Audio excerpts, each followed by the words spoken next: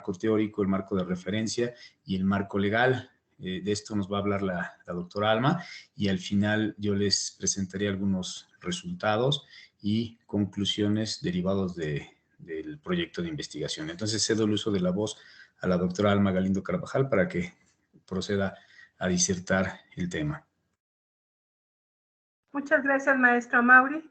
Muchas gracias a la presentadora, la maestra Laura Albite Rojas. Muchas gracias por la invitación. Al doctor Carlos Robles Acosta, como coordinador de posgrado. A todos ustedes, muchas gracias.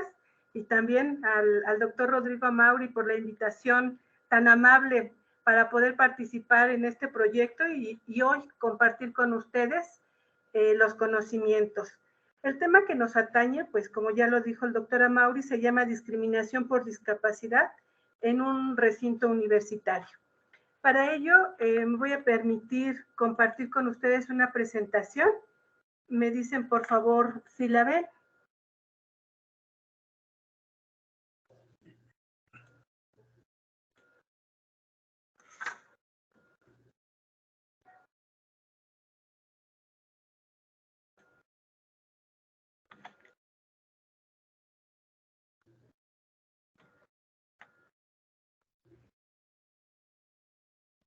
Yo soy el licenciado. Perfecto. Bueno, pues sin mayor preámbulo vamos a dar inicio. Primeramente vamos a empezar con el concepto de derechos humanos que ha dado la Comisión Nacional de Derechos Humanos, en donde nos informa o nos dice, o en su caso emite este concepto como conjunto de prerrogativas que están sustentadas en la dignidad humana, cuya realización efectiva resulta indispensable para el desarrollo integral de la persona. En tal sentido, estos derechos humanos se encuentran establecidos o regulados en la Constitución y en los tratados internacionales. Cabe señalar que la división o la clasificación más conocida de los derechos humanos se encuentra contemplada en 4 generaciones. La primera generación nos habla de los derechos civiles y de los derechos políticos. La segunda generación nos habla de los derechos económicos, sociales y culturales. La tercera generación de estos derechos humanos, según la Comisión Nacional de Derechos Humanos, nos dice que tiene que ver con todos los derechos que tienen relación con la paz y con el medio ambiente. Y la cuarta generación hace referencia a una generación que atribuye derechos de carácter digital, en donde nos hace referencia sobre la información, la tecnología y todos los medios de comunicación. Asimismo, estos derechos humanos se encuentran basados en 4 principios rectores o en su caso torales. El primero de ellos es el principio de universalidad, que nos dice que todas las personas tienen los mismos derechos humanos. El artículo 1 constitucional nos dice que todas las personas que estén dentro del territorio mexicano gozarán de estos derechos humanos, así como de sus garantías. En tal sentido, pues cada uno de los sujetos o cada uno de los ciudadanos o cada uno de los mexicanos y todas las personas que se encuentren dentro del territorio mexicano serán considerados como titulares de estos derechos humanos. Otro principio toral es el principio de interdependencia. Este hace referencia a que cada uno de los derechos humanos están relacionados o están vinculados o están ligados. En tal sentido, el reconocimiento de uno de ellos implica el respeto y la protección del resto de los derechos humanos. Si ponemos un ejemplo, estaríamos hablando que si los ciudadanos tienen el derecho al trabajo, en consecuencia, pues tienen derecho a la salud, porque les dan, por ejemplo, la seguridad social a través del Instituto Mexicano del Seguro Social, tienen derecho a la educación porque el obtener un ingreso pues les permite a su vez disfrutar de la educación y también, por ejemplo, el derecho a la vivienda, que en su caso todos los trabajadores que son susceptibles de tener un empleo, pues también tienen derecho a obtener créditos accesibles para la adquisición de la habitación. Por su parte, el principio de indivisibilidad, ese implica que todos los derechos son uno mismo o forman parte de un todo, que no se pueden dividir, que no se pueden fraccionar. Y el principio de progresividad principalmente atañe a una obligación que tiene el Estado de asegurar el progreso en el desarrollo constructivo de los derechos humanos. Y implica a su vez una prohibición para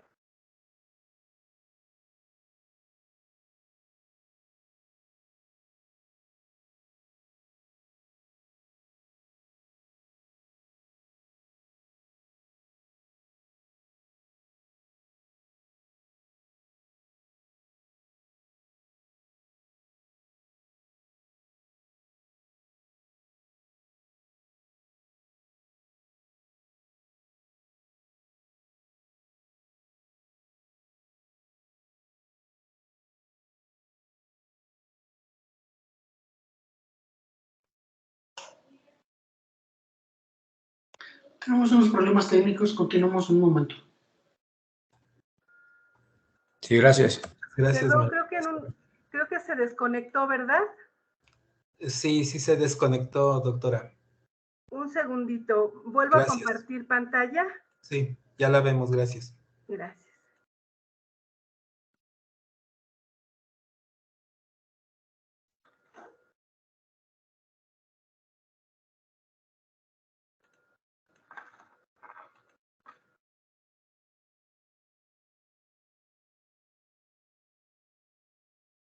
¿Ya ven la presentación?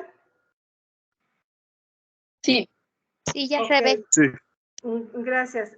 No sé si me escucharon desde el principio de universalidad. Bueno, a manera de conclusión, estos principios torales, el principio de universalidad, se refiere a que todos los derechos son para todas las personas, independientemente del estado civil, de su religión, de alguna situación particular que tuvieran. Dice que todos somos titulares de estos derechos humanos. Por su parte, el principio de interdependencia hace referencia a que todos están ligados y vinculados. Y que si el Estado te reconoce uno en tal sentido, pues te va a proteger o te va a garantizar el pleno ejercicio del resto de los derechos. Por lo que hace al principio de indivisibilidad, este se refiere principalmente a que no se pueden fraccionar o no se pueden dividir estos derechos humanos porque conforman una totalidad. Y el principio de progresividad pues constituye una obligación del Estado en asegurar el progreso en el desarrollo constructivo de los derechos humanos y que a su vez implica una prohibición para el Estado en retroceder a los derechos humanos. En este sentido les comentaba que había un partido político que cuando andaba haciendo proselitismo decía que se iba a imponer la pena de muerte a los violadores y a los secuestradores, lo que significa pues que era una verdadera mentira. ¿Por qué? Se supone que este principio de progresividad tiene prohibido retroceder en algún derecho que en algún momento existió y que después se eliminó. Y en la Constitución Política de los Estados Unidos Mexicanos estaba establecida la pena de muerte para los que cometieran traición a la patria. Sin embargo, se derogó esa parte del artículo constitucional. En tal sentido, no puede retrocederse porque afecta a la dignidad humana de las personas, le causa un daño. Por eso se dice que es un principio de progresividad, porque se pretende un progreso en beneficio de los seres humanos, no en perjuicio. En tal sentido, pues la pena de muerte no puede regresar a nuestra máxima legislación mexicana. Para entrar de lleno al tema que el día de hoy nos ocupa, que son los derechos de las personas con discapacidad, principalmente vamos a hablar del concepto que nos da la Ley General para la Inclusión de las Personas con Discapacidad. Y nos dice que es toda persona que ya sea por razón congénita o adquirida, presenta una o más deficiencias de carácter físico, mental, intelectual, sensorial, ya sea permanente o en su caso temporal, y que al interactuar con las barreras que le impone el entorno social, pueden impedir la inclusión plena y efectiva en igualdad de condiciones con los demás. De aquí debemos rescatar que una persona con discapacidad puede ser que eso que lo hace diferente de las demás personas lo haya adquirido desde el nacimiento o en su caso durante el transcurso de su vida. Y en el transcurso de la vida podríamos decir que esa discapacidad tiene como consecuencia alguna enfermedad o en su caso algún accidente. Y que esta discapacidad puede hacer que con el paso del tiempo recupere su salud o en su caso sea de manera permanente. Y que esa cualidad que nos hace diferente entre una persona que se le llama normal con una persona con una discapacidad, le permita, o no le permita, mejor dicho, su inclusión plena o el ejercicio pleno de los derechos humanos que tenemos reconocidos constitucionalmente. Esos derechos humanos que tienen las personas con discapacidad, el artículo 4 de esta Ley General de Inclusión de las Personas con Discapacidad nos dice que son, por ejemplo, la salud, la asistencia social, la rehabilitación, el trabajo, la educación, el transporte público, las comunicaciones, el desarrollo social, las condiciones de vida adecuadas, el acceso a los datos, a las estadísticas, al deporte, a la recreación, a la cultura, al turismo, un efectivo acceso a la justicia, que se les permita la libertad de opinión, de expresión, el acceso a la información, a una vivienda y en particular el derecho humano que nos atañe, que es el derecho de accesibilidad. Este derecho humano de accesibilidad, según el concepto de del diccionario de la el diccionario de la Real Academia Española, nos dice que acceso es la acción de llegar o acercarse, o en su caso la entrada o paso. Y accesibilidad es una cualidad de ser accesible.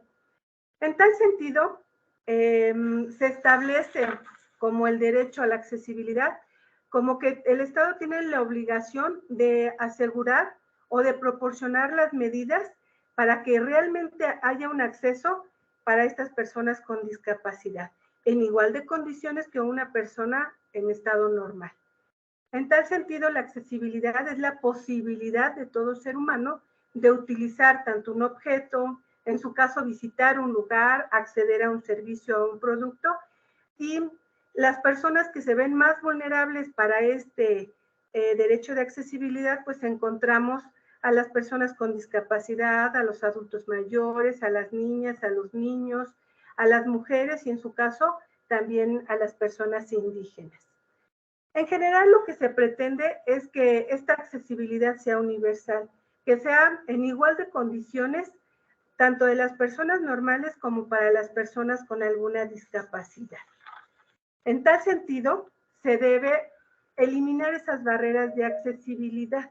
Estas barreras se les define como elementos que impiden o que en su caso dificultan la movilidad, la comunicación o la comprensión o el acceso a determinados servicios.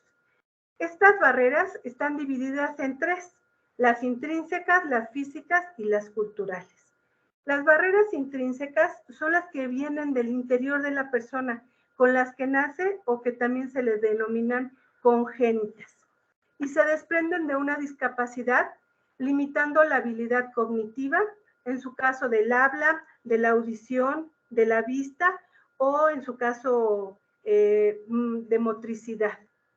En cuanto a las barreras físicas, estas vienen de contextos externos, no son de la persona. Y pueden ser arquitectónicas, urbanísticas, de transporte, informáticas, de telecomunicaciones, que impiden la interacción del individuo en su entorno físico o en el lugar donde se desarrolle. Por lo que hace las barreras culturales, estas son como una especie de estereotipos o en su caso prejuicios o simplemente la ignorancia de las personas cuando no conocen los derechos de las personas en general y no nada más de las personas con discapacidad, y que les impiden permitir que las personas con discapacidad puedan ejercer plenamente sus derechos. Por lo que nosotros como sociedad y como individuos y en particular como integrantes de una comunidad educativa, tenemos que fomentar elementos de accesibilidad. Y estos elementos son principalmente tres: la empatía, el conocimiento y los beneficios económicos que pueden obtener las personas con alguna discapacidad. Aquí les voy a presentar unas imágenes, por ejemplo, de estos elementos de accesibilidad. El primero de ellos, que es la empatía, significa ponernos en los zapatos de otro. Y esto implica, con la imagen que les estoy presentando, que una persona con discapacidad, por ejemplo, motora, que no puede caminar, pues que quisiera, por ejemplo, subir o estar en el alto nivel de un edificio, y pues que ella ve que no puede, y si nosotros como sociedad, y en su caso tanto el gobierno a nivel federal, a nivel local o en su caso municipal, no implementa políticas o estrategias para esa accesibilidad, pues entonces estamos impidiendo que la persona goce plenamente de algunos servicios o de algunos derechos. En tal sentido, cuando les pedimos ponernos en los zapatos de otro, implica que yo vea cómo se siente la persona cuando no puede acceder a esos derechos. Entonces, vienen con acciones pues muy simples, por ejemplo, poner rampas, poner señaléticas para que las personas con discapacidad puedan acceder a servicios o en su caso a derechos o productos. El segundo elemento de accesibilidad es el conocimiento. Y en este caso pues hablamos de conocer las normas, los requisitos y las dimensiones que las diferentes leyes o en su caso reglamentos de los establecimientos establecen que debemos considerar para las personas con discapacidad. Y va, por ejemplo, el señalamiento.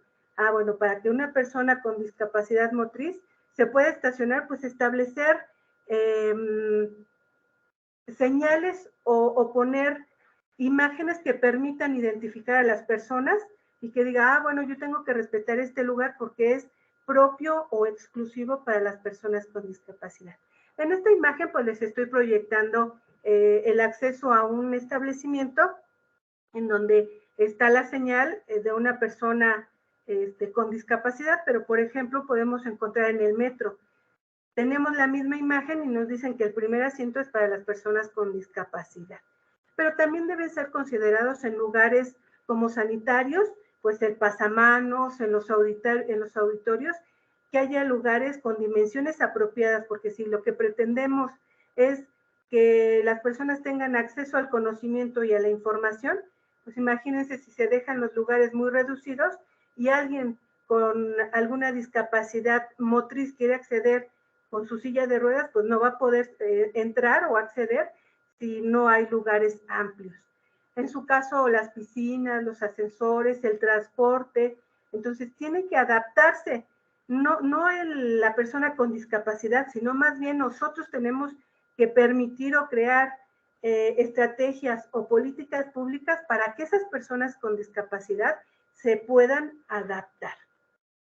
Asimismo, pues dice que la voluntad pues no es suficiente para que las personas con discapacidad realmente tengan acceso a este ejercicio pleno de sus derechos.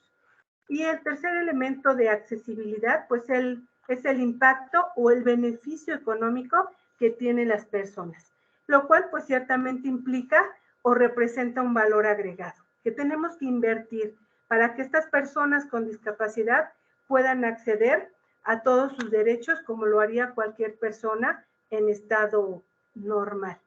Y por ejemplo, la implementación de rampas para camiones con plataforma baja, no escaleras. Por aquí tenemos un ejemplo de cómo sería esa plataforma baja que implica ahorro en seguros, acceso rápido, rutas ágiles y ahorro en gasolina. Y sobre todo, pues también apoya a la persona con discapacidad porque ella se siente realmente incluida en el contexto social y no se siente excluida en áreas de oportunidad. Asimismo, tenemos que hablar pues que la falta de accesibilidad puede provocar la exclusión. Y la exclusión es aquella situación que impide o que en su caso restringe o anula el reconocimiento o el gozo o el ejercicio de un derecho. Y en eso, en otras palabras, pues se le denomina discriminación. Y esta discriminación es toda conducta que puede ser de acción o en su caso hasta de una omisión que por exclusión o rechazo va encaminada a anular o a impedir el ejercicio de un derecho a través de un trato diferenciado. En tal sentido, pues la Constitución Política de los Estados Unidos Mexicanos en el artículo 1, párrafo 5, nos dice que queda prohibida toda discriminación motivada por origen étnico o en su caso nacional, por género, por edad y en particular por el tema que hoy nos ocupa, que es la discapacidad, o en su caso también la condición social, condiciones de salud, de religión, de opinión, de preferencia sexual, de estado civil o cualquier otra que atente contra la dignidad humana. Y vamos a encontrar que hay diferentes organismos que van a proteger estos derechos humanos, tanto a nivel nacional, a nivel internacional o en su caso regional. Los que aquí les menciono son solo de carácter enunciativo, más no limitativo, porque hay todavía muchos más que forman parte de estos organismos y que protegen los derechos humanos de las personas con discapacidad. Y a nivel nacional, pues tenemos la Suprema Corte de Justicia de la Nación, la Federación Mexicana de Organismos Públicos de Derechos Humanos. A nivel internacional tenemos el Instituto Interamericano de Derechos Humanos, la Federación Iberoamericana del Ombudsman, la ONU y la OEA. También tenemos medios de defensa contra la discriminación. Los primeros 4 son organismos de carácter nacional y el último es un medio de defensa, pero de carácter judicial.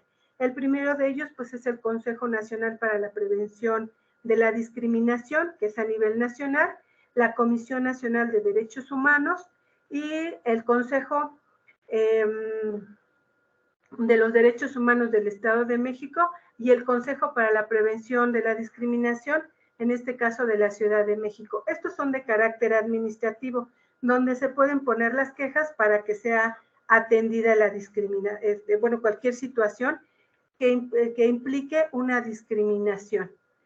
Y en su caso el amparo, que es por la vía judicial, y tenemos también la denuncia de carácter penal, que en este caso, en el Estado de México en particular, pues ya tenemos tipificado el delito de discriminación, que está establecido en el artículo 201 del Código Penal del Estado de México y que nos habla que a toda persona que discrimine, que impide, o en su caso que niegue el acceso a diversos servicios o prestaciones o en su caso el acceso a algún derecho, pues se le va a imponer desde 1 año hasta 3 años de prisión. Pero también en su caso se va a imponer de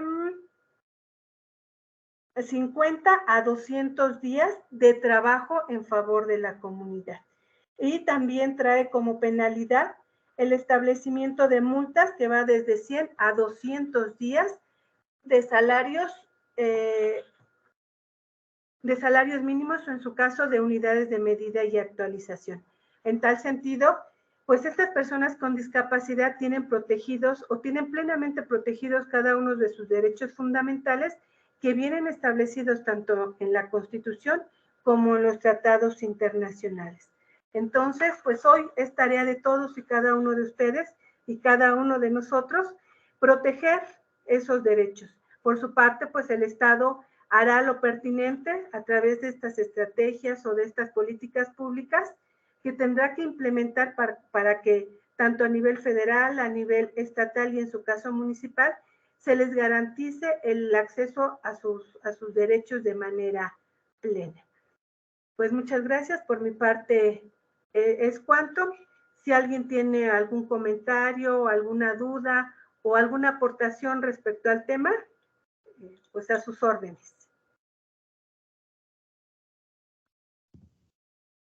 Sí, muchas gracias, doctora Alma. No sé si queramos continuar con la sesión y podamos al final hacer la sesión de preguntas.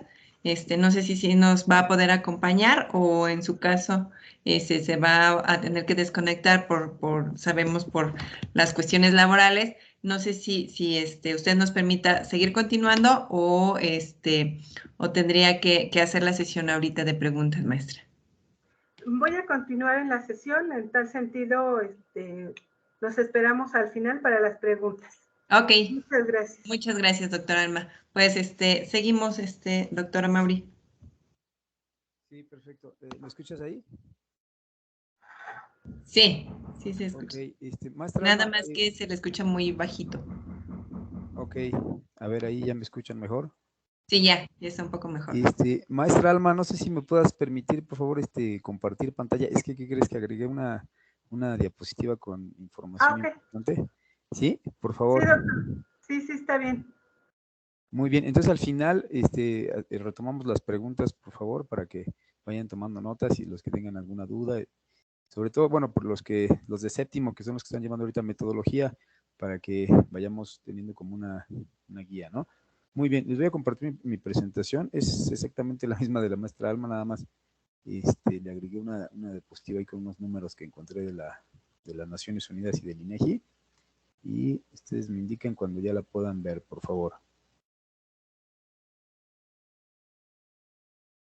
Ya podemos verla. ¿Ya? ¿Se ve, se ve la marca del láser rojo? Sí.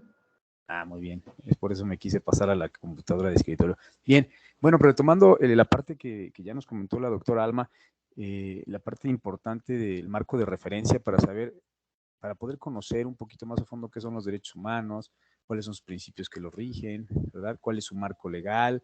Entrando a otra de las variables, que es la discriminación, en dónde se encuentra regulada, cómo está prohibida, cuáles son sus medios de defensa y aterrizando también sobre la discapacidad, ¿no? Que es esta condición que, bueno, ha sido objeto de muchos estudios y ha evolucionado, ¿verdad? Hasta llegar al día de hoy como la conocemos y de los derechos que comprende y que enumeró la doctora Alma, aterrizando en uno de ellos en particular, que es el derecho a la accesibilidad.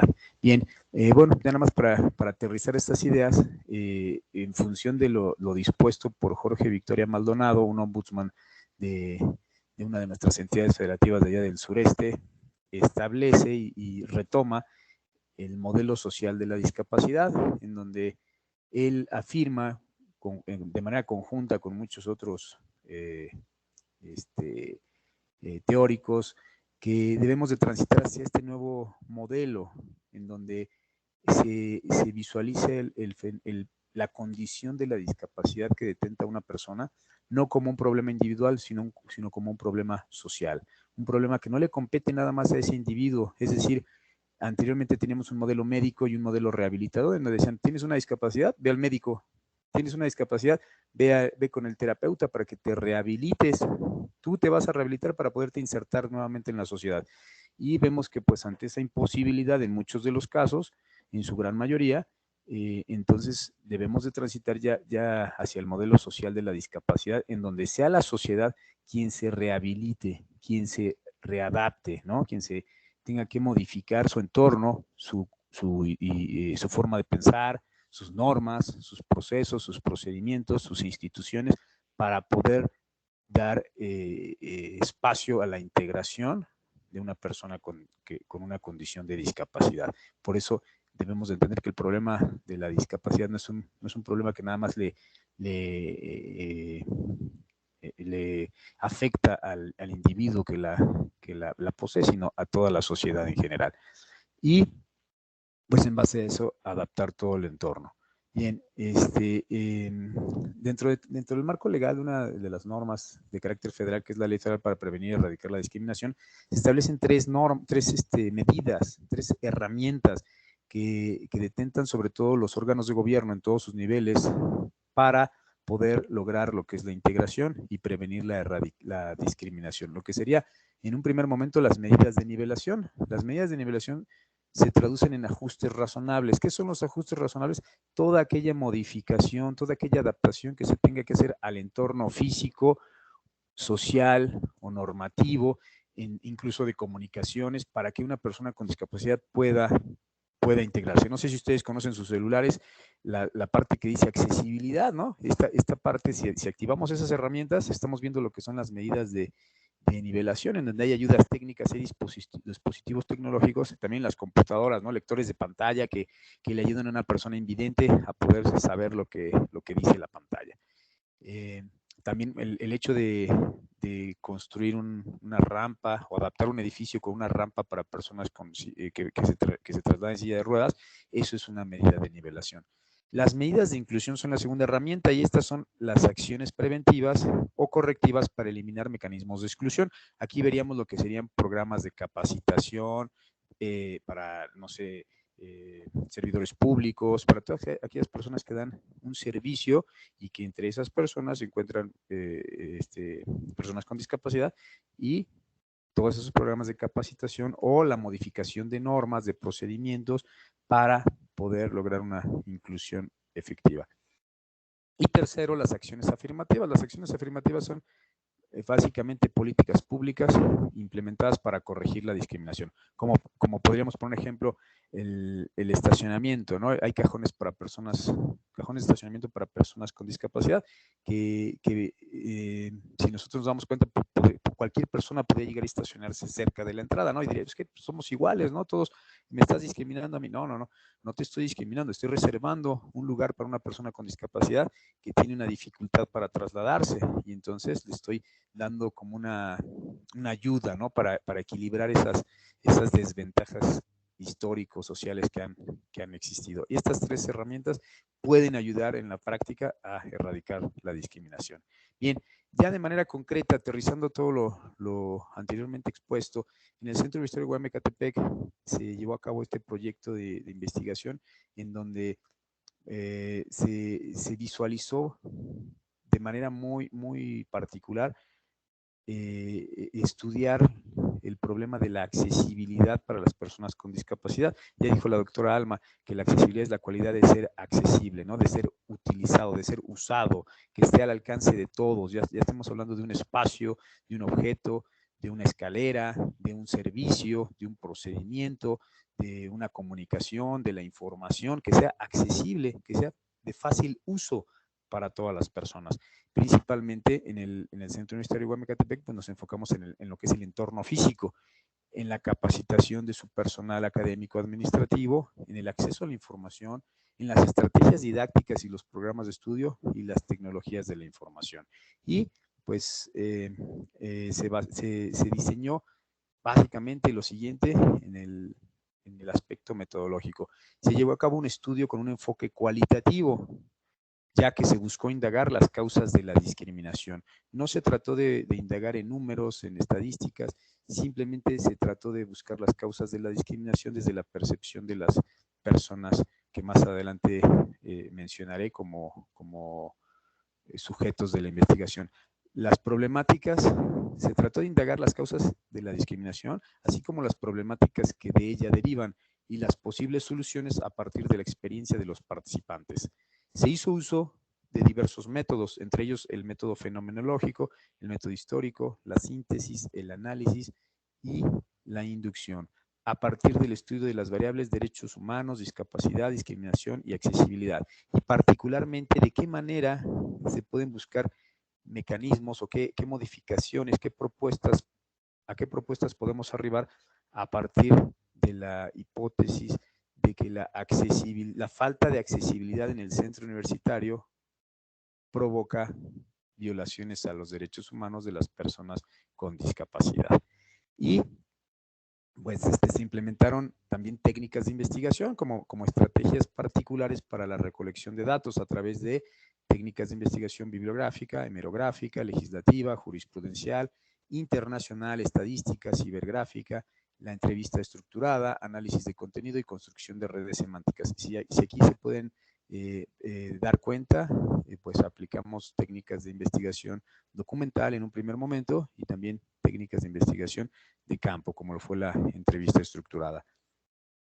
Se determinó a las personas con discapacidad como unidad de análisis y la muestra de conveniencia se conformó por 5 alumnos con esta condición de discapacidad, todos ellos de diversos programas de estudios de nuestro centro universitario, una mujer y 4 hombres, 2 con discapacidad sensorial y 3 con discapacidad motriz, los cuales fueron entrevistados de manera voluntaria a través de la plataforma Teams.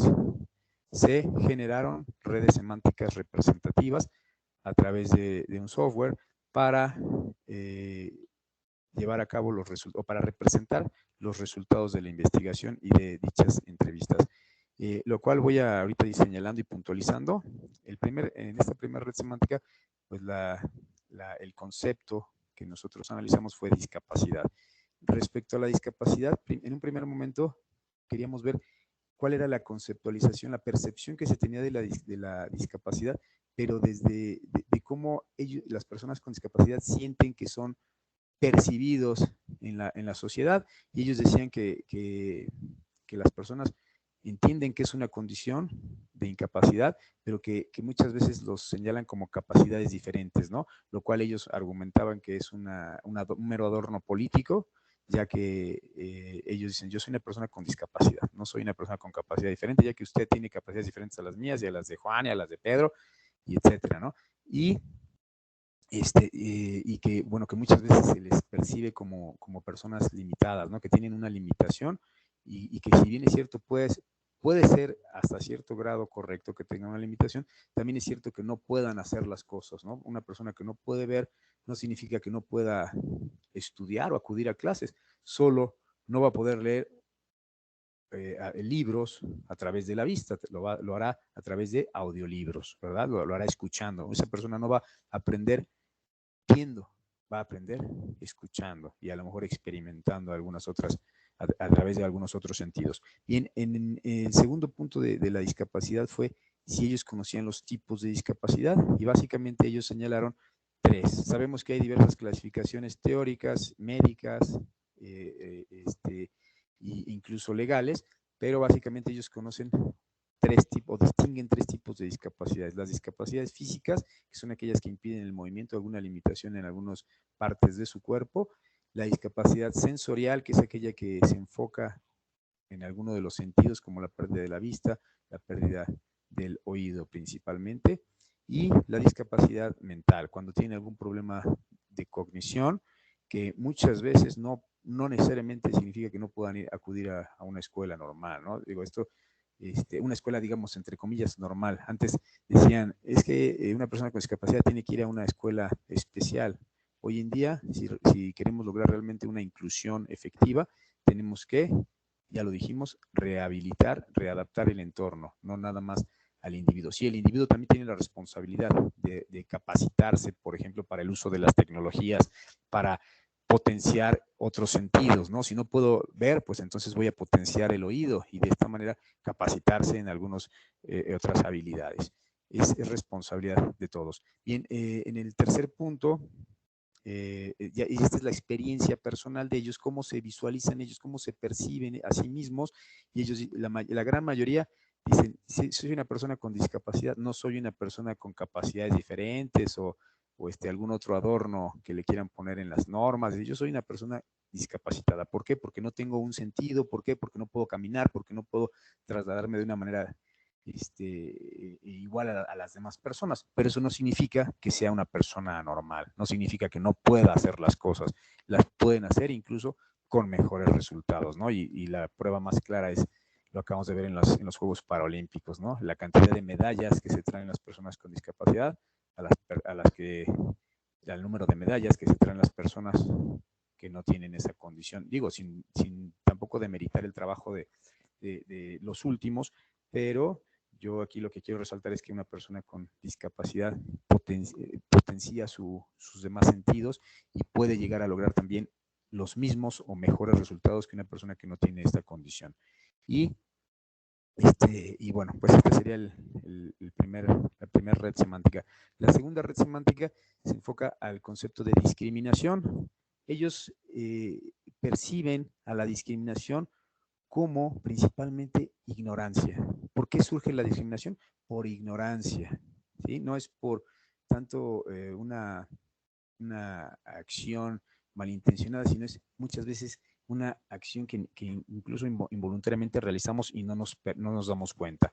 La discriminación provoca exclusión y en su gran mayoría pues se da a través de insultos. Y las causas que lo generan, de manera personal para ellos, algunos de ellos incluso con su condición de discapacidad, ellos afirman nunca haber sido objetos de discriminación. Algunos de ellos dicen, sí, por mi forma de vestir, por mis tatuajes o por mi discapacidad. He sido excluido. Recuerden que ya lo mencionó la maestra Alma, la discriminación es exclusión, que nos impide el ejercicio de un derecho.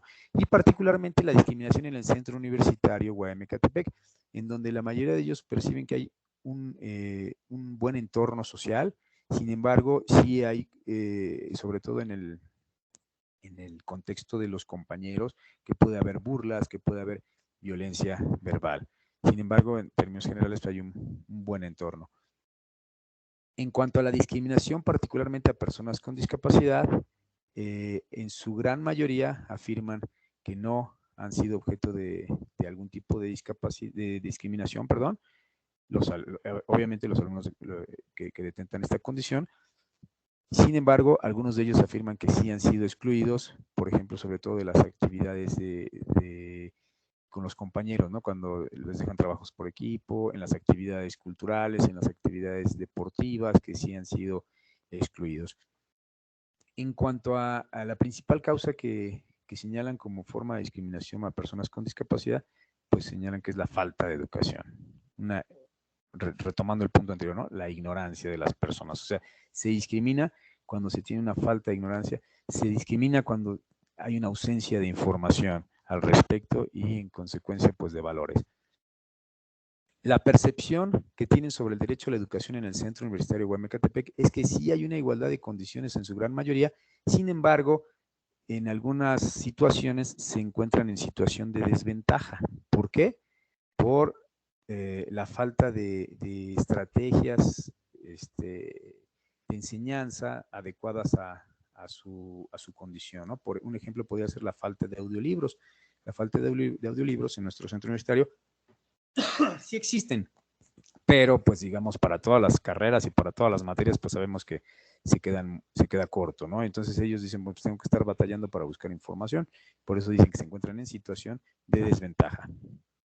En cuanto a la accesibilidad, que ya dijimos que es el derecho de usar, de utilizar los espacios, la información, las tecnologías, los servicios, ellos en su gran mayoría tienen conocimiento de la accesibilidad, pero lo identifican principalmente con el entorno físico. Siempre estamos hablando de accesibilidad y estamos equiparándolo al entorno físico, a que pueda ser accesible el entorno físico, sin embargo va más allá, ¿no? Sabemos que la accesibilidad va también enfocada hacia las tecnologías, incluso hacia la docencia, ¿no? O sea, qué tan accesibles son las clases del profesor Amaury, ¿no?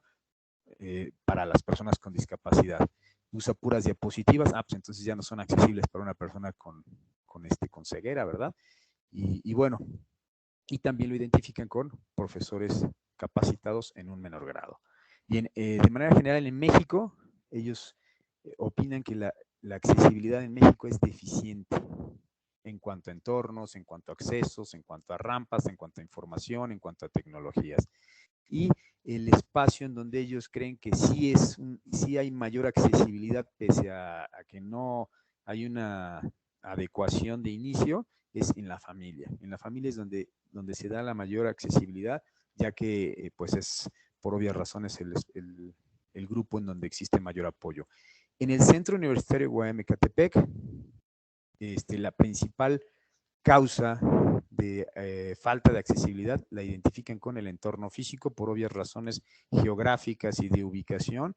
Nos encontramos a una altura considerable y pues para una persona con discapacidad física o incluso discapacidad visual o sensorial le va a provocar un serio problema el subir 139 escalones, ya los conté, hasta el edificio C. Entonces, si a una persona que no detenta una condición de discapacidad se nos hace difícil subir esa cantidad de escalones, pues con mucho mayor razón a una persona con discapacidad. Además de que no todos los edificios fueron creados bajo este modelo social de inclusión, ¿no? de la discapacidad. Sabemos que los primeros edificios fueron construidos en 1997, ¿no? Digo, yo, entre otras personas, estuvimos ahí, ¿no? Vimos las piedras, ¿no? Cuando fuimos alumnos, las primeras piedras, seguramente muchos de los que están aquí, profesores también estuvieron en ese momento y sabemos que esos edificios pues están diseñados de una manera muy diferente al edificio C. El edificio A y el B no tienen los mismos accesos, no tienen el mismo diseño de accesibilidad que detenta el edificio C. En cuanto a acceso a sanitarios, en cuanto a escaleras, rampas, en cuanto a espacios para dentro de la misma aula, ¿no? de las aulas o en los auditorios o laboratorios. Bien, también los entrevistados afirman que en el ámbito de la docencia existe un programa educativo accesible, pero falta capacitación docente, no en el sentido de sus áreas sustantivas, es decir, los profesores de ingeniería saben de ingeniería, los profesores de derecho saben de derecho, los de administración saben de administración, pero tal vez nos ha faltado capacitación en materia de discapacidad, de cómo enseñar a un alumno que detenta una determinada discapacidad. Eso es lo que ellos señalan. En cuanto a los servicios, pues la gran mayoría afirma que tenemos trámites y tanto trámites como servicios accesibles. Y una de las problemáticas, la principal problemática que ellos identifican en función de la accesibilidad es la discriminación. La exclusión por no poder acceder al auditorio, por no poder acceder a un edificio, por no poder acceder a una cancha de básquetbol. Las barreras físicas. También identifican como una barrera de accesibilidad las TICs, que no tenemos una plena un pleno acceso a Internet. Tenemos garantizado parcialmente, sabemos que hay una red alámbrica y una red inalámbrica, pero pues no era suficiente. No vamos a ver ahora que regresemos a clases presenciales si con las nuevas adaptaciones que se han realizado en la infraestructura de la red, pues podemos garantizar este derecho para todas las personas. No nada más para las personas con discapacidad, sino para todas. Bien, esto es en cuanto a accesibilidad. Los ajustes razonables, ya dijimos que son las adaptaciones que se hacen en el entorno, en las normas, en los servicios, y principalmente lo que las personas con discapacidad en nuestro centro universitario perciben es que se debe de adaptar el entorno. De alguna manera, rampas, algún tipo de transporte, guías para personas invidentes. Sabemos que tenemos un compañero alumno de Derecho que pues tiene que estar pidiéndole a los policías que lo lleven a la entrada porque no hay guías. Entonces esa parte sabemos que no es culpa de nadie, o sea, simplemente los edificios fueron diseñados hace ya muchos años, pero se pueden adaptar, ¿no? O sea, hay que siempre tomar la mejor parte del problema, ¿no? De los problemas hay que verles el mejor lado y se puede mejorar, se puede adaptar. En la cuestión de docencia también se pueden llevar a cabo adaptaciones. Muchos de ellos dicen, desconozco si los profesores han hecho ajustes razonables, si el profesor Amaury ha pasado de las diapositivas al discurso oral, no lo conocen. Algunos dicen, tiene la intención, los profesores tienen la intención de hacerlo, pero no lo han hecho o no saben cómo hacerlo, derivado de la falta de capacitación. De ahí que haya una ausencia de ajustes razonables en la docencia. Y digo, me incluyo, yo tuve la experiencia de impartirle a clase a José Juan y es difícil de pronto se te va, ¿no? Que dices, híjole, se me olvidó que estoy proyectando, que mi clase esta clase en particular está diseñada a partir de un video o de una imagen y un esquema, y se te olvida que hay una persona que no puede ver en tu salón, ¿no? Y entonces tienes que modificar tu cátedra. Y finalmente, también, bueno, mencionan que hay una ausencia de herramientas pedagógicas inclusivas. Ya mencionaba yo que, pues, no hay muchos audiolibros en la biblioteca. Propuestas, esta es la última de nuestras redes semánticas. Dentro de las propuestas, principalmente, los chicos se preocuparon mucho por la garantía del acceso a Internet. Para ellos es fundamental el acceso a la red. Y no creo que no nada más para ellos, creo que para todos, ¿no? Si nos quedamos sin Internet hoy en día, estamos atados de manos, ¿no? Y con los ojos vendados. El acceso a la información a través de Internet es indispensable. Ellos también afirman que se debe de adecuar los accesos. En cuanto a la adaptación del entorno, se deben de adecuar accesos, escaleras, edificios, baños, guías para invidentes y, por supuesto, la adquisición de libros. También mencionan que es importante la capacitación de los profesores en estas materias de cátedra para personas con discapacidad, y también plática a los alumnos que no detentan esta condición, pues para generar empatía, para generar tolerancia y que no caigan en esa parte de la falta de educación, de la ignorancia y puedan incurrir en discriminación. Y también la capacitación a personas con discapacidad para que puedan llevar a cabo ese proceso de fortalecimiento de otras habilidades para subsanar esa limitación que tienen.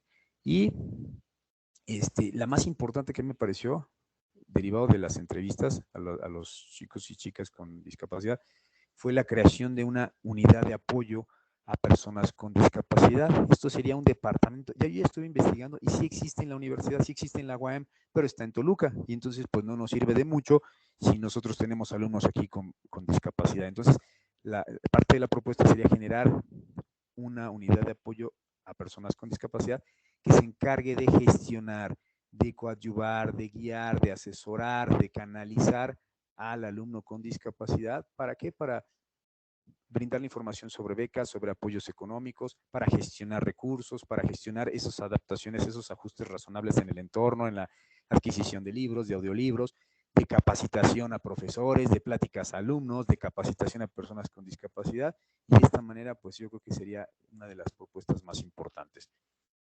De ahí algunos números, algunos números importantes para que entendamos este contexto en el cual nos encontramos platicando. En el mundo hoy existen 650 millones de personas que tienen discapacidad, es decir, el 10% de la población mundial. En México, 21 millones de personas con discapacidad equivalen al 16.5% de la población. 21 millones, somos 130 millones, el 16% detenta algún tipo de discapacidad, contra un 1.8 millones del año 2000 y un 5.1 millones en el 2010. Números que a mí me parecen un poco dudosos. Yo creo que más bien no se había clasificado y no habían generado los medios adecuados para recabar esa información, pero ahora hoy podemos decir en un entorno de respeto a los derechos humanos y de diversidad que sí, me parece que sí estamos en lo correcto al hablar de 21 millones de personas con discapacidad en el 2020. ¿Sí? Estos datos según el INEGI, en el último censo de población y de discapacidad en el 2020. Y también señala un punto que me pareció muy importante. Existe un claro aumento en la discapacidad visual en la actualidad. ¿Por qué creen ustedes que esté dándose este claro aumento en la discapacidad visual? A ver, ¿quién levanta su mano?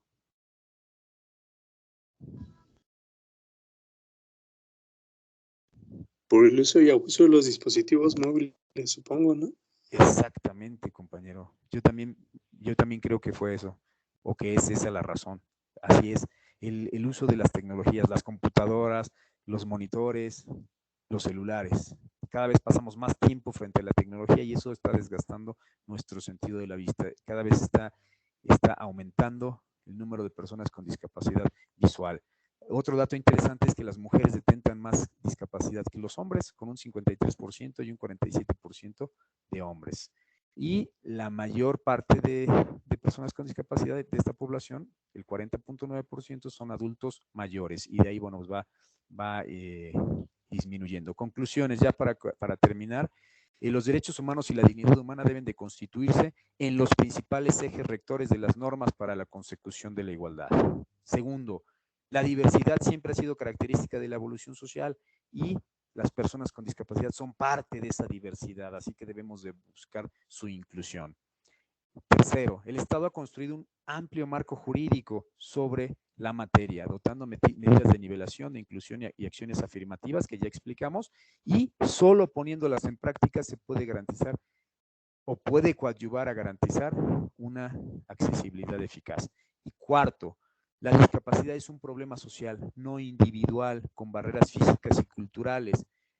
Y debemos de entender que la discapacidad, más que una deficiencia, es una diferencia. Una persona con discapacidad visual no aprende viendo, pero aprende escuchando y tocando y a través de sus otros sentidos. 5. Se reitera la importancia de transitar de manera efectiva hacia el modelo social de la discapacidad. Esto en el contexto universitario. Ya lo vemos en algunos contextos, ya lo vemos dentro de nuestra universidad, pero creo que aún faltan muchos retos por cumplir. 6. En los espacios universitarios se debe garantizar la accesibilidad de las personas con discapacidad en igualdad de condiciones con las demás. Esto en cuanto al entorno, en cuanto al transporte, en cuanto a la información y las comunicaciones, y pues nos podemos hacer uso de las herramientas señaladas. 7. Desarrollar los ajustes razonables, entendidos estos como las adaptaciones en el entorno y las ayudas técnicas en materia tecnológica, pueden habilitar y rehabilitar no nada más al individuo, sino a la sociedad, al entorno físico, al entorno cultural, para lograr una verdadera accesibilidad a personas con discapacidad. Y el último y más importante, sensibilizar, informar y capacitar al sector público y privado en la materia, con tendencias a una inclusión, integración y accesibilidad universal. Se señala que no nos sirve de mucho modificar todas las normas, no nos sirve de mucho redactar todos los entornos si no sensibilizamos a la sociedad, si no capacitamos a la sociedad, si no informamos a la sociedad de cómo debemos actuar en un tema de diversidad, en un tema de discapacidad para garantizar la accesibilidad. Es cuanto, muchas gracias y pues no sé si tengan ahora sí, algún comentario, alguna duda, alguna pregunta, tanto a la parte que expuso la maestra Alma como a su servidor.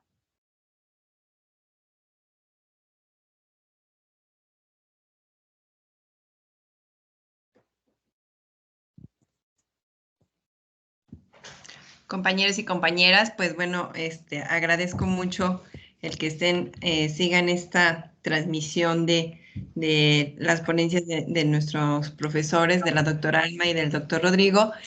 Nada más les pediría si levantaran su mano de alguien que tuviera algún comentario, alguna pregunta sobre el tema expuesto.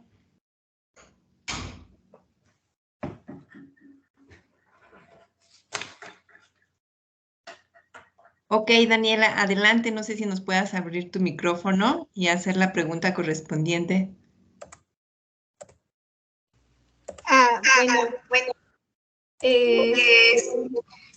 Bueno, yo en sí no conozco mucho del centro universitario y no sé cómo se maneje en sí, ¿no? Dentro de esto, para las personas con discapacidad de movilidad y así, pero por ejemplo en los edificios no sé si sea subiendo escaleras y si sí, ¿cómo son las medidas para que estas personas puedan como asistir normalmente y sin tener percances?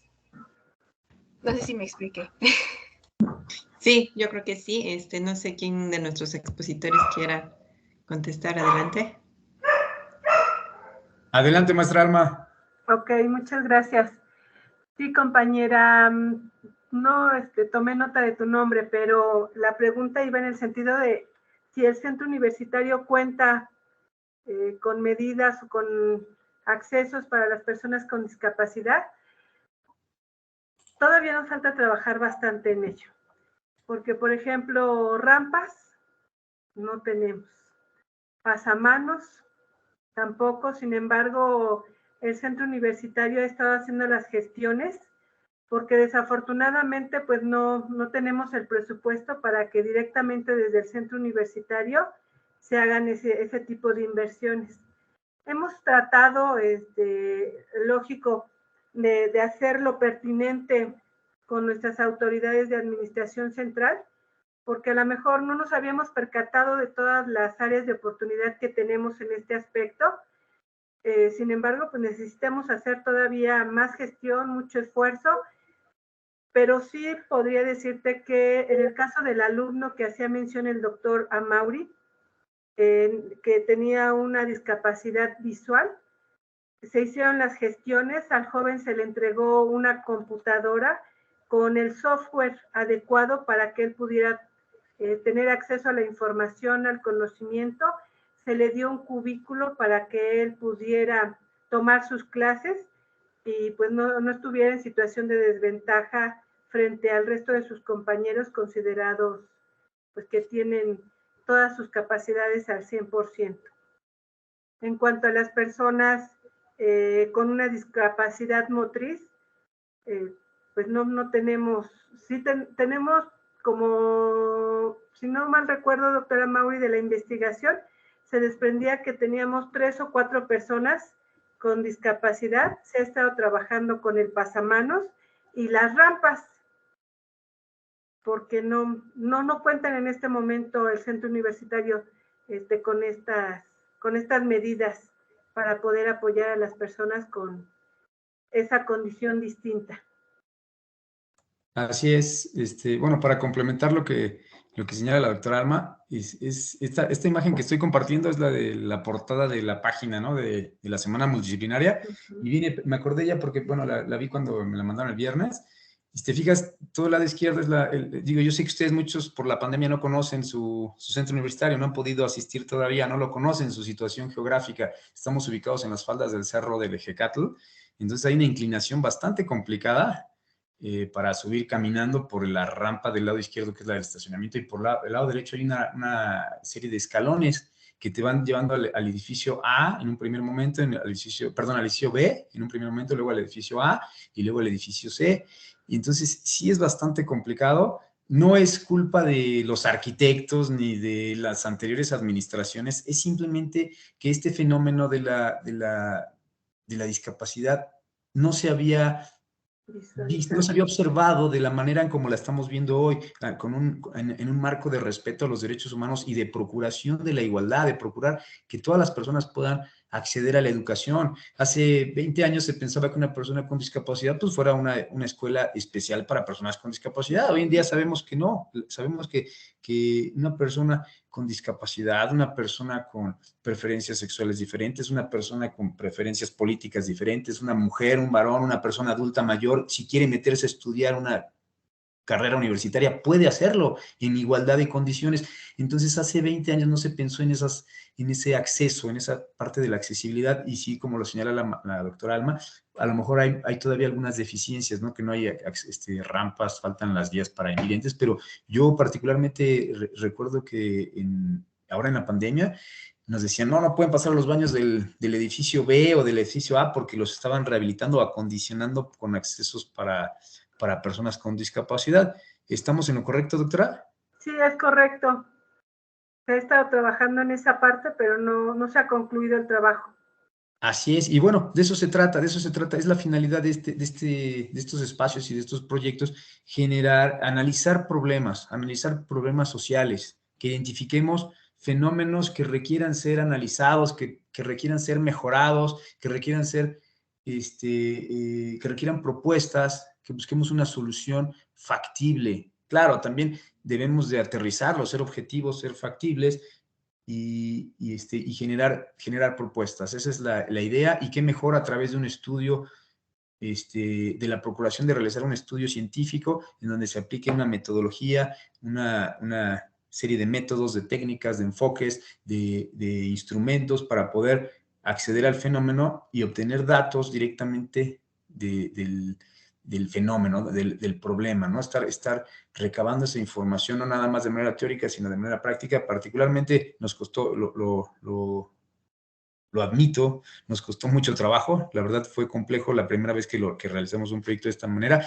y yo agradezco a la doctora Alma que colaboró en este proyecto, agradezco al titular de investigación, al doctor Carlos Robles, que también nos estuvo coachando, y agradezco por supuesto a los alumnos con discapacidad que participaron en estas entrevistas y que me ayudaron a generar esta información, ¿no? A través de ellos pudimos recabar esos datos, y por supuesto agradecemos también a todos los presentes el día de hoy y a la comisión organizadora de la Semana Multidisciplinaria. No sé si hay alguna otra pregunta o comentario.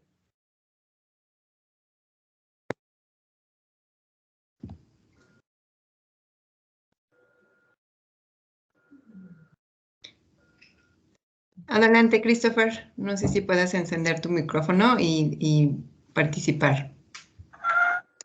Hola, buenas tardes. Buenas tardes. Buenas tardes. Yo no soy muy doctor en leyes porque pues soy estudiante de psicología, pero me pareció muy interesante el tema del que se trató la ponencia el día de hoy. Coincido totalmente con los ponentes, con ustedes, doctores, sobre la importancia de la educación en la toma de conciencia colectiva para como derribar las barreras de la discriminación, ¿no? Mi pregunta es, desde su punto de vista, como cuáles son los puntos clave o los puntos clave para que el sistema educativo que actualmente tenemos sea pues más inclusivo. Adelante, maestra, si quieres tú primero, yo después. Ok, muchas gracias. Pues yo creo que aquí los puntos claves de la inclusión social es primero sensibilizar a las personas de que no todos estamos en la misma dimensión de nuestras capacidades. Si bien es cierto, dependiendo de las teorías y la evolución de los tiempos, se les ha denominado de diferente manera a las personas, con capacidades diferentes, que antes era una enfermedad, hoy vemos que hay personas que nacen con discapacidad, pues de manera cognitiva. Algunos otros las adquirieron a través del tiempo, pero si no nos sensibilizamos que hoy el contexto es diferente, que hoy necesitamos que las personas respeten al resto de las personas y en todos sus derechos humanos, e identificar sobre todo que la violación a los derechos humanos no solo son por parte de las autoridades. Hoy tenemos una ley de amparo que considera violación de derechos humanos también por parte de los particulares. Entonces, durante la exposición les platicaba de algunos elementos de accesibilidad, como es el conocimiento. Si yo no lo conozco, pues ¿cómo voy a proteger el derecho de las personas con discapacidad si ni siquiera sé a qué tienen derecho? Entonces, primero, pues empaparnos de estos derechos, reconocer que ellos, al igual que nosotros, que afortunadamente somos considerados normales, pues tenemos los mismos derechos y que lejos de decir, ay, pues es que él es discapacitado, él se tiene que adaptar a lo que hay, no. Nosotros como mayoría, nosotros como parte de la educación, el gobierno a nivel federal, a nivel local, a nivel municipal, son los obligados a crear esas estrategias, esas políticas que permitan la verdadera inclusión, no creando un lenguaje que dice ser inclusivo, porque decimos las, los y les, eso no habla de inclusión en cuanto a los derechos humanos.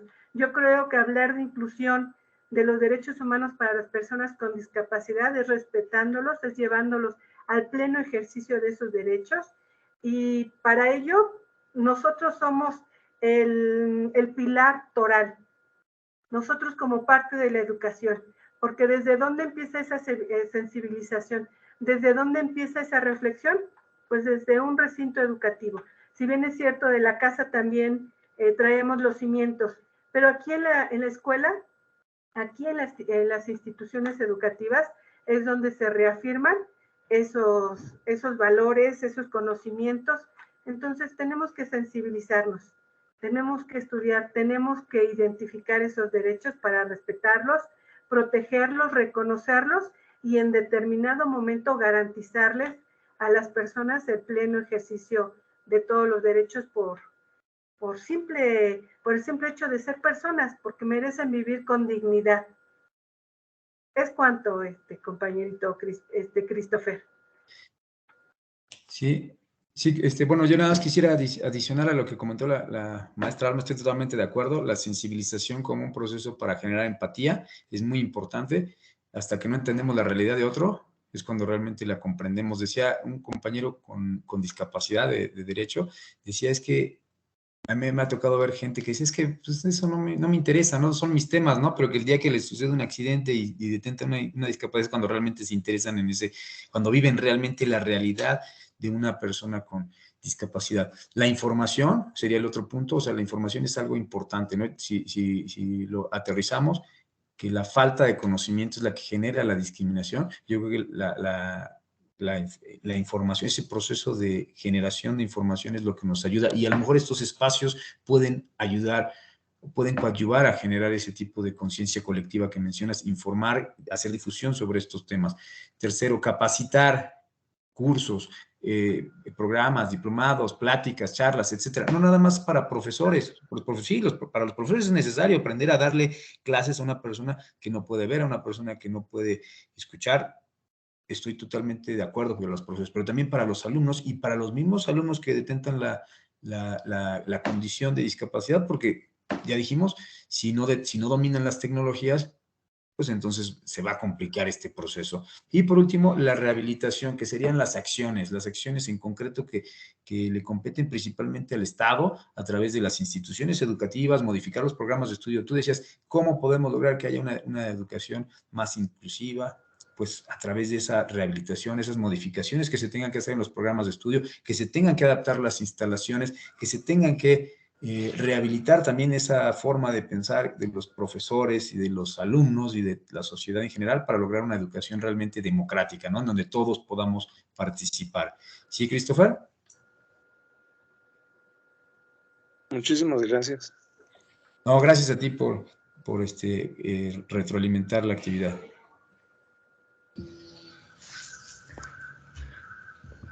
Bueno, pues ya no vemos más manitas levantadas. Creo que quedó muy claro también para todos y cada uno de los que no estamos inmersos en los temas de derecho. Digo, me incluyo yo porque no soy del área de derecho. Y con esta última pregunta también nos deja ese mensaje, ¿no? Que la discapacidad no es un problema individual, es un problema social y que finalmente el punto para poderlo atacar es el conocimiento, ¿no? ¿Qué está haciendo hoy en día nuestro centro universitario? Pues la investigación por parte del cuerpo académico, indagar realmente los puntos específicos en donde nuestros alumnos están teniendo esos problemas, ¿no? Conocerlos y poder después generar las estrategias adecuadas para ir atacando. No bien lo decían, pues yo creo que van a necesitar esto, ¿no? Pues bueno, el yo creo no existe, tendremos que generar esas acciones de acuerdo a la investigación, que bien ustedes lo están haciendo. Les agradecemos mucho esta investigación. Adelante, doctor Rodrigo.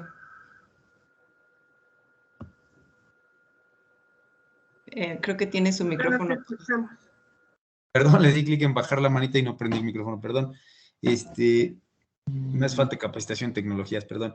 Quiero agradecer a todos los alumnos que asistieron el día de hoy de todas las carreras, que levantaron su mano y los que también están escuchándonos, y particularmente hacerle la invitación a los de séptimo, que son mis alumnos de Derecho, y los de Derecho Internacional que también invité y que también están llevando metodología en la mañana, pues que yo los invité a ellos precisamente porque quería que vieran esa parte de la investigación. Atrás de todo lo que presentamos el día de hoy, tuvimos que hacer nuestro anteproyecto, tuvimos que hacer nuestra delimitación del tema, ¿verdad? Tuvimos que plantear el problema, formular nuestra pregunta de investigación, generar nuestra justificación, nuestro marco teórico, definir nuestra metodología y nuestro cronograma, nuestro capítulo tentativo, bueno, no capítulo tentativo, sino nuestro contenido tentativo que íbamos a desarrollar y nuestras fuentes de información. Entonces, es importante y señalarles que, pues, ese tema, muchos preguntamos, y esto es para todos, ¿no? Para todos los presentes. A veces nos preguntamos, maestro, ¿qué tema agarro para mi tesis? No tengo tema, no sé qué estudiar. Lo único que tenemos que hacer es voltear a ver nuestro entorno, nuestra realidad social, y de ahí vamos en el servicio, en las prácticas, en mi trabajo, en mi casa, en la sociedad, en la universidad. Voy a detectar una problemática, voy a detectar un fenómeno que requiera ser estudiado, que no funcione bien o que puedo mejorar, y que a través de un estudio puedo, pues, comprenderlo mejor y estar en posibilidad de generar propuestas y tal vez que se conviertan en acciones. También quiero agradecer a los organizadores de la Semana Multidisciplinaria en todas sus áreas, ¿verdad? A la doctora Alma, que nos acompaña, que ha estado muy pendiente en todas las participaciones de nuestro cuerpo académico y las investigaciones que hemos realizado. A la doctora Laura Albiter y al doctor Carlos Robles, que los dos me estuvieron coachando en la cuestión del desarrollo del proyecto. La verdad, el proyecto es todavía más complejo que una tesis, entonces nos ayudaron bastante en la cuestión metodológica. Yo les agradezco de una manera muy personal y de una manera muy, muy sincera que nos hayan estado brindando el apoyo en este proceso del desarrollo del proyecto de investigación, el cual se generó una tesis, un artículo y diversas ponencias que hemos presentado ya en algunos eventos académicos. Sería cuanto. Muchas gracias. Bueno, pues agradecemos a nuestros ponentes. Doctora Alma, adelante. Muchas gracias, doctora Laura. Pues también por mi parte quiero agradecer primeramente a la comisión organizadora de esta Semana Académica Multidisciplinaria, también al doctor Carlos Robles por permitirnos y abrir este espacio, primeramente de difusión, pero también de sensibilización. Y al maestro Mauri, pues por permitirme ser parte de ese trabajo de investigación. Digo, yo solo aporté un pequeñito grano de arena, sin embargo, creo que me dejó grandes conocimientos y pues mucho que reflexionar sobre lo que hay que trabajar para nuestra comunidad estudiantil y profesores también en su caso. Gracias, es cuanto, maestra Albiter. Gracias, muchísimas gracias. Pues bueno, agradeciendo su participación, agradeciendo también a todos nuestro público que nos acompañó a esta ponencia, doy pie a la entrega de la constancia de manera virtual, si me permiten presentárselas. Y pues voy al calce, dice, Universidad Autónoma del Estado de México, el Centro Universitario UAM Ecatepec otorga la presente constancia a la doctora Alma Galindo Carvajal, así como también pues va a ser su constancia al doctor Rodrigo Amaury Arévalo Contreras por haber impartido la conferencia Discriminación por Discapacidad en un Recinto Universitario, llevado a cabo de manera virtual el día 25 de octubre del 2021. En el marco de la Semana Académica Multidisciplinaria 2021, los retos académicos y profesionales hacia una nueva normalidad. Ecatepec, Estado de México, a los 25 días del mes de octubre del 2021. Patria, Ciencia y Trabajo, 2021, celebración de los 65 años de la Universidad Autónoma del Estado de México, y firma alcance nuestra encargada del despacho de la dirección del Centro Universitario UAM Ecatepec, la doctora en Derecho Penal, Alma Galindo Carvajal. Pues bueno, ya se las estaremos haciendo llegar a sus correos, doctores. Muchas gracias, doctora. Muchas gracias, buenas tardes. Bueno, pues buenas tardes a todos y que pase. Ok, creo que Atsiri quería, levantó su mano Atsiri, ya para no dejarte ahí con la mano levantada. No sé si tengas alguna participación o podemos ya culminar con la sesión. No, disculpa, le levanté por error. No te preocupes, Atsiri. Pues muchísimas gracias. Pues bueno, culminamos con esto la participación de nuestros ponentes y pues agradeciendo al público haber estado. Muchísimas gracias. Bonita tarde. Gracias, buena tarde. Buenas tardes a todos, muchas gracias. Hasta luego.